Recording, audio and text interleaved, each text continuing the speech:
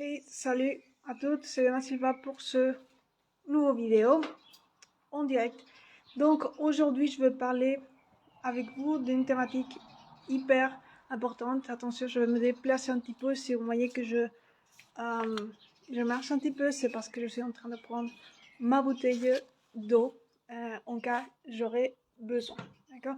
Donc, merci de patienter. Et si tu vois cette vidéo en replay, ben, génial. Dis-moi en commentaire qu'est-ce que tu as aimé le plus de direct.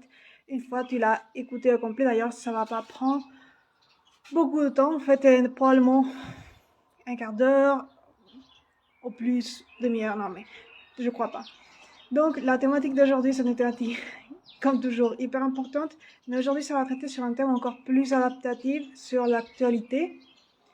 Donc, j'ai différentes expériences, anecdotes. Je ne vais pas partager toutes mes anecdotes, mais les plus importantes ou les faits plus importants à identifier pour gérer efficacement des situations où on est avec notre chien. Peut-être on est en train de faire du sport ou on est simplement en train de faire la promenade et on se trouve dans un moment donné exposé spontanément à un phénomène naturel, on va dire de forte intensité et donc dangereux.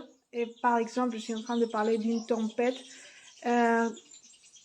intense, de courte durée, qui est spontanée, qui se donne d'une seconde à une autre. D'accord? Et donc, c'est vraiment important parce que là, je sais que cette thématique, je pourrais l'aborder de différents points. D'ailleurs, moi, j'ai passé différentes expériences sur ce sujet. Je parlerai un petit peu de quand ça sera important d'en parler. Et je veux dire que cette thématique donne pour plus. D'ailleurs, je ferai sûrement une autre vidéo sur un autre axe. Et je veux dire simplement que un sujet abordé, ça serait comment prévenir, savoir gérer efficacement justement de ça. Je vais parler aujourd'hui un petit peu. Comment gérer efficacement ces situations dans le cas que tu te trouves avec ton chien, les différents cas possibles. Gestion efficace pour être le plus en sécurité, entre guillemets sécurité, parce qu'à la fin, on ne peut pas contrôler à 100% le climat, à 100% dans ce contexte. Et la sécurité est une illusion, même si c'est OK de la chercher dans ces contextes. Mais une illusion, je veux dire, tu n'as pas le contrôle jamais à 100%. Donc, même si tu te dis, ouais, là, ce que je vais faire va me donner la sécurité à la fin, c'est optimisé, d'accord? Pour tendre vers la sécurité. Dans ce sens, d'accord? Et sachant que, bon, c'est une illusion si on la regarde d'un prisme très global, de contrôle. Il n'y a pas vraiment un contrôle à 100%, d'accord? Là, ça c'est un thème que je vais aborder aujourd'hui. Et surtout, je vais aborder aussi la thématique de l'importance, quel est le rôle, en fait, de la qualité de ton lien émotionnel avec ton chien, donc quel rôle joue cette qualité dans ce contexte précis, quel rôle joue même son degré d'obéissance ou ta confiance, la confiance qu'il a en toi ou qu'elle a en toi pour suivre tes indications, d'accord? Comme par exemple le rappel dans un contexte précis, quand je dis là, urgent, de venir. Et je vais parler encore aussi de la partie pratique de cela, si vraiment c'est possible, parce que certains phénomènes naturels ne donnent pas assez autant, peuvent ne pas donner assez de temps au chien pour réagir, ni à toi. Donc là, il faut vraiment valoriser cela. Je vais mettre un contexte spécifique pour que tu comprennes. Et en futur, je ferai un direct ou une vidéo en parlant de comment ne pas rester traumatisé. Là, c'est plus sur l'aspect psychologique. Comment ne pas rester traumatisé par ce type d'événement, toi et ton chien. D'accord? En fait, ça a une liaison. Parce que si tu te rends compte, la gestion efficace va faciliter beaucoup éviter que tu sois traumatisé psychologiquement après par ces événements-là. C'est-à-dire savoir les affronter. Avoir de la prévention, ça va influencer la thématique de ce nouveau vidéo que je ferai à futur. D'accord? Mais encore, il faut détailler quelque chose, d'autres détails. Donc, ça sera pour un autre vidéo. Donc, gestion efficace. Gestion efficace, il fait chaud là maintenant. Hein? Il fait chaud. Et je veux dire, c'est pas moi, mais le climat est chaud maintenant. Actuellement, là, je suis à peu près à 30 degrés, 28 degrés. Moi, non. Le climat externe à 28 degrés facilement, presque 30 degrés.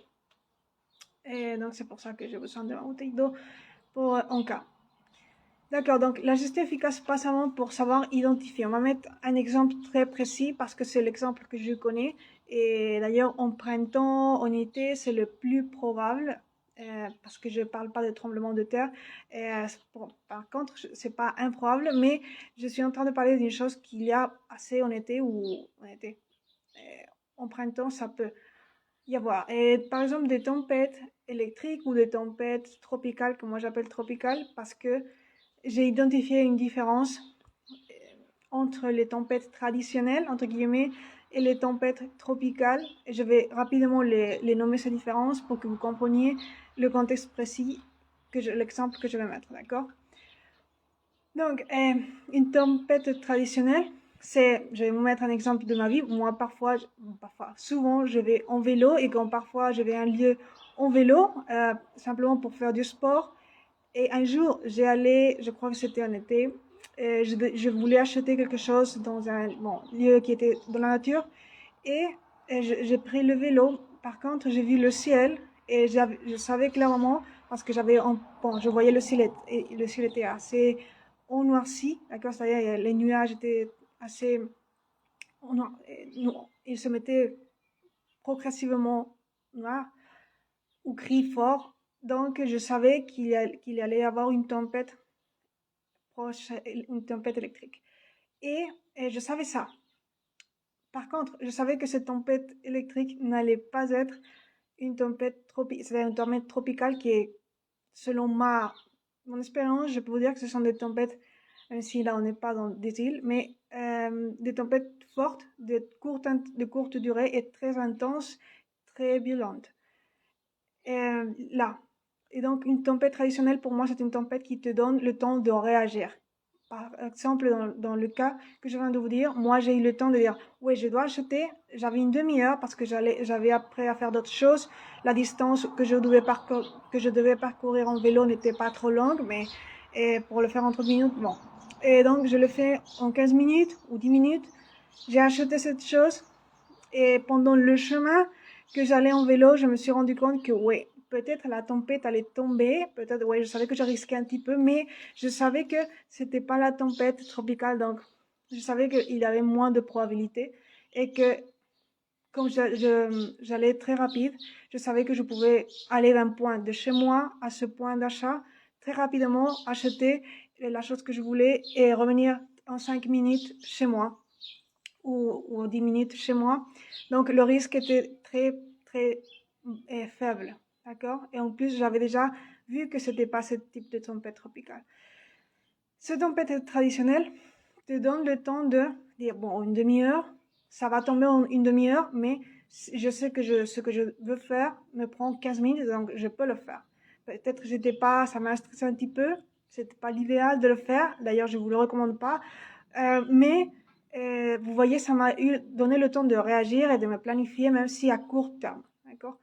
Alors qu'une tempête tropicale, d'accord, selon mon expérience, je peux vous dire, mes vécus, je peux vous dire que en 10 secondes, en moins de 10 secondes, ça se déclenche et tu n'as pas le temps presque de prendre ton chien. Ça, c'est le plus dangereux.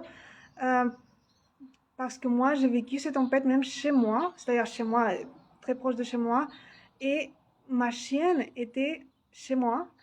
Et bon, mon jardin est très grand, et normalement, elle se promène, elle est libre, et elle se promène parfois dans le jardin, et le jardin est à 15 ou 20 mètres d'où j'étais, bon, de la porte de la maison. Et donc, quand j'ai vu cette tempête, parce que je les identifie très rapidement, parce que j'ai déjà vécu plusieurs, à la ville, en campagne, dans beaucoup de contextes, dès que je vois les signaux de forte intensité, même si c'est à très faible intensité, ces signaux, je le sais. Donc, ce qui est arrivé cette fois, c'est que ça a été encore plus rapidement.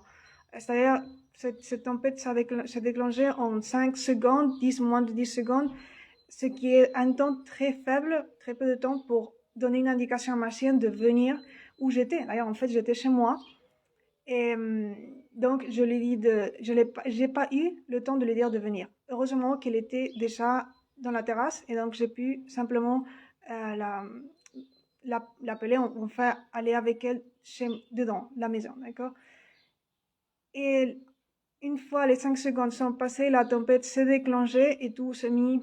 euh, bon, on ne pouvait pas. Si elle aurait été plus loin, si elle aurait été euh, très loin, parfois elle se met simplement, elle me promener, faire ce qu'elle veut. Elle est derrière la maison. Il y a beaucoup de lieux d'ailleurs à explorer. Et donc, même si c'est très en sécurité la maison, à la fin, et je connais, j'aurais pas pu, elle n'aurait pas pu venir. Bon, elle est très forte, ma chienne, mais c'est quand même une circonstance que jamais ça m'était arrivé. Ça, c'est une tempête que j'ai vécue l'an dernier. Ouais, c'était en été. Jamais j'avais vécu encore ça. Parce que ça, c'était le plus rapide que j'ai vu. Normalement, même si ce sont très rapides les tempêtes tropicales, elles se déclenchent je vous dis, en 15 secondes, 15 secondes, à 15 à moins de 10 secondes. Ça serait trop dire 20 secondes, parfois. Quand il te donne du temps, c'est 20 secondes. D'accord? Donc, le temps que tu as pour te planifier, pour appeler ton chien au maximum, c'est 20 secondes. 20 secondes. Et il y a des tempêtes qui te donnent à réagir 10 secondes ou moins. D'accord? Donc, vous voyez, dans ces peu de temps, d'accord, et sachant qu'après se déroule un phénomène que tu peux pas, littéralement, tu peux pas aller chercher ton chien, même si tu veux, parce que ça, tu mets en danger ta vie, parce que c'est une telle intensité que les arbres, peut tirer des arbres, ça peut te faire mal aux yeux si des branches tombent, c'est littéralement très fort, d'accord? Et ça se passe en ville parce que j'ai vécu ça en ville et c'était pire parce que j'avais pas mon maison proche, c'était dans la rue. J'ai dû me réfugier, mais ça c'était l'an dernier. J'ai vécu aussi une autre expérience récemment. Mais l'an dernier, je me suis réfugiée dans un centre commercial. J'étais proche et j'ai pu le faire, mais si ça m'aurait pris, par hasard, c'était encore pire dans la ville parce que ben, tu n'es pas chez toi, euh, tu contrôles moins où tu peux te réfugier, d'accord? Même si l'idéal c'est que tu connaisses cette ville. Donc ça te donne de l'avantage dans ce contexte. Donc, c'est le même type de tempête. Les arbres après finissent tomber. Les voitures, tu n'es pas en sécurité même si tu es en voiture parce que elles sont très fortes et tu ne peux pas conduire même quand il y a ce type de tempête. Et si tu peux conduire, vraiment c'est dans des circonstances de danger quand même. J'ai connu des personnes j'ai entendu des personnes qui étaient en train de conduire qui ont dû littéralement laisser de conduire et se réfugier sortir de la voiture. Mais bon, en fait, je veux que vous voyez ça. Et ça se passe, ça se passait pas. Ça se passe dès le changement climatique. Et à la fin, c'est pas quelque chose qui se passe depuis longtemps. D'accord? Des tempêtes électriques, il y a eu toujours, mais des tempêtes tropicales de ce type, de courte durée, c'est assez dangereux. Et donc, là, on peut revenir au thème. Là, je vous ai mis comme une introduction pour que vous voyez l'importance, parce que sinon, tu vas me dire, ouais, des tempêtes électriques, moi, j'ai vécu beaucoup, des tempêtes, moi, j'ai vécu beaucoup. Et bon, je me suis débrouillée très bien. Peut-être que tu n'as pas jamais connu ce type de tempête tropicale dont je te parle, et tu n'aimerais pas être, crois-moi, sans la prévention, sans savoir y penser comment l'affronter correctement pour toi. Et ensuite, avec ton chien, donc ça c'est encore plus difficile. Et là, c'est ce que je vais aborder maintenant. Dans ce cas, dans ce contexte, que tu sois chez toi, que tu sois à la ville ou en promenade, j'espère que ça ne te prend pas loin de chez toi ou d'un refuge. Mais la clé, c'est avoir développé une confiance importante avec ton chien parce que dans des contextes émotionnels de déséquilibre, parce qu'évidemment, ce type de phénomène naturel peut donner de la peur à ton chien, à la fin, il te voit comme un modèle de sécurité.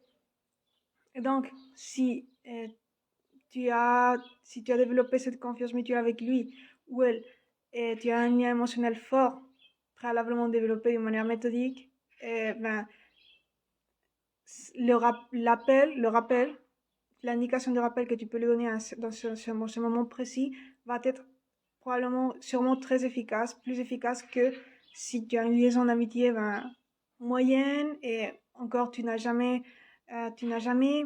entraîné ton chien ou à un rappel dans des contextes comme ce type de contexte où vraiment l'important là, c'est de venir rapidement. C'est pas de venir lentement. Évidemment, le chien sera aussi motivé à venir, surtout si il a peur. Et vraiment, s'il te voit comme un modèle de sécurité ou de guide, une personne à laquelle il fait ou elle fait confiance.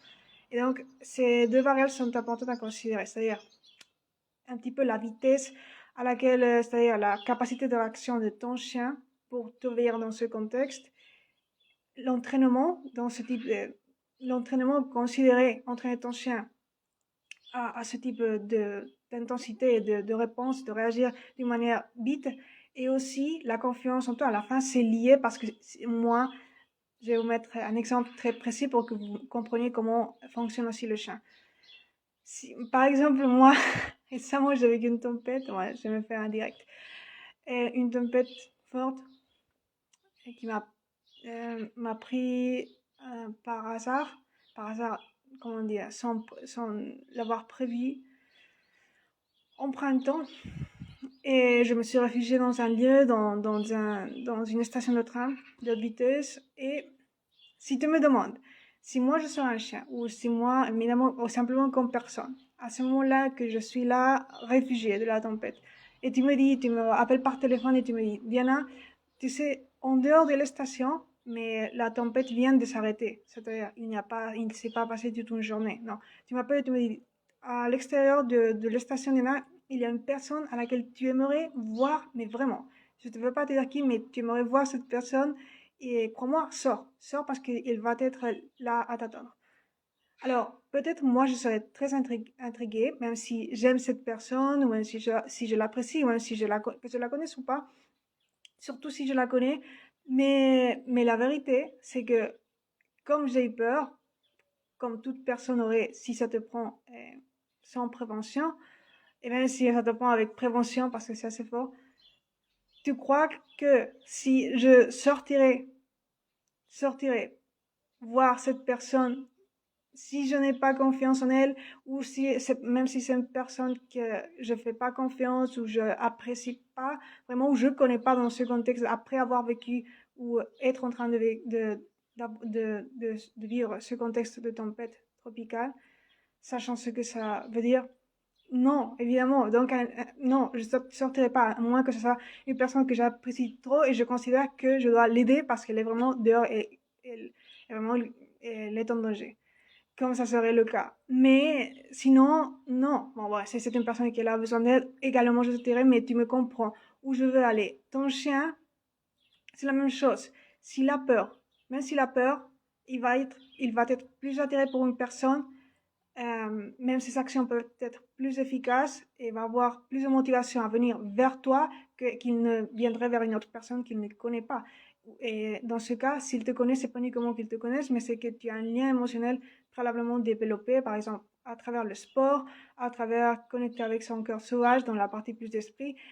Évidemment, c'est quelque chose qu'on travaille avec des habitudes saines, en ayant un leadership sain, bienveillant, quelque chose de constant, qu'il a pu créer une image de toi comme de sécurité, de confiance.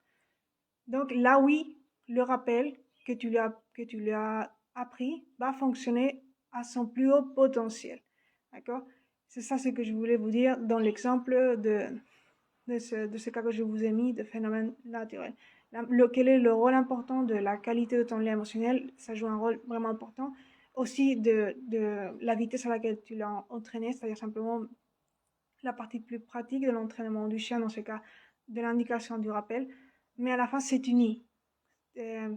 C'est uni ton lien émotionnel, c'est uni la confiance qu'il a en toi, c'est uni beaucoup de choses que, bon, ça fait encore partie de la méthode de mon programme du coaching parce qu'on voit les choses, son éducation d'une manière plus détaillée, même avec des informations, bon, même souvent avec des informations scientifiques et aussi mon côté historique sur comment je perçois l'espèce canine pour pouvoir vraiment créer ce lien émotionnel, mais aller au-delà dans l'essence du chien, donc créer beaucoup de confiance, d'accord? Et ça, essentiellement. Et ça, c'était vraiment important pour aborder ce thème d'aujourd'hui. Je crois que je l'ai déjà fini. J'en ai déjà beaucoup de détails sur comment gérer cette situation de la manière la plus efficace. Évidemment, la manière la plus efficace, c'est que jamais ça te prenne dans la rue, mais comme c'est quelque chose d'imprévisible, c'est probable qu'un jour tu sois confronté à une situation telle, et c'est mieux que tu sois prévenu parce que tu vas mieux affronter cette situation. Et surtout si tu sais quelles sont les variables à entraîner dans ta liaison d'amitié avec ton chien pour que ça fonctionne à ce moment, dans ce contexte précis. D'accord? Parce que c'est pas le même contexte d'une tempête traditionnelle, comme je viens de t'expliquer. Donc, ouais, c'était ça. C'était tout pour aujourd'hui. J'espère que tu as tiré profit de ce direct. Tu as tiré profit de mes anecdotes. Ouais, la mouche est en train de se promener un petit peu là, dans la terrasse. Donc, merci d'être là. Et si tu aimais, dis-moi en commentaire si tu as déjà passé une tempête similaire, tropicale, surtout tropicale. Et quels sont tes vécus avec ton chien. Et surtout, prenez ça sérieusement parce que c'est aussi important, c'est un autre thème important à aborder. Peut-être, bon, en fait, j'ai déjà abordé ou je le ferai à futur. Je l'ai fait déjà d'ailleurs sur YouTube. Le thème des outils. Bon, il y a une partie à venir, des outils fondamentaux pour guider ton chien. Là, c'est vraiment important d'avoir, quand le chien vient vers toi, d'avoir un outil. Normalement, il serait déjà avec l'arnais, je suppose. Mais sinon, si tu as lâché ton chien librement dans le parc, il vient et tu vas lui mettre la laisse, l'attacher la laisse attacher la laisse à l'arnais, pardon. C'est important aussi que le matériel soit bon, un harnais idéal, parce que sinon, ces moments de tension peuvent être à la fin en détriment si tu gères pas bien ton chien, si tu le tires sans te rendre compte, parce que la situation était stressante pour toi, tu n'as pas le temps de lui dire d'une manière amicale, bien, suis-moi, d'accord? Il peut même réagir d'une manière différente quotidiennement qu'il le ferait s'il ne se passe rien. Donc, ce sont des choses à unir à ce point. Et je le ferai à futur dans des prochaines vidéos que je partagerai par mes différents réseaux. D'accord? Donc, merci d'être là et à bientôt. Passe une excellente journée, ou fin de journée plutôt.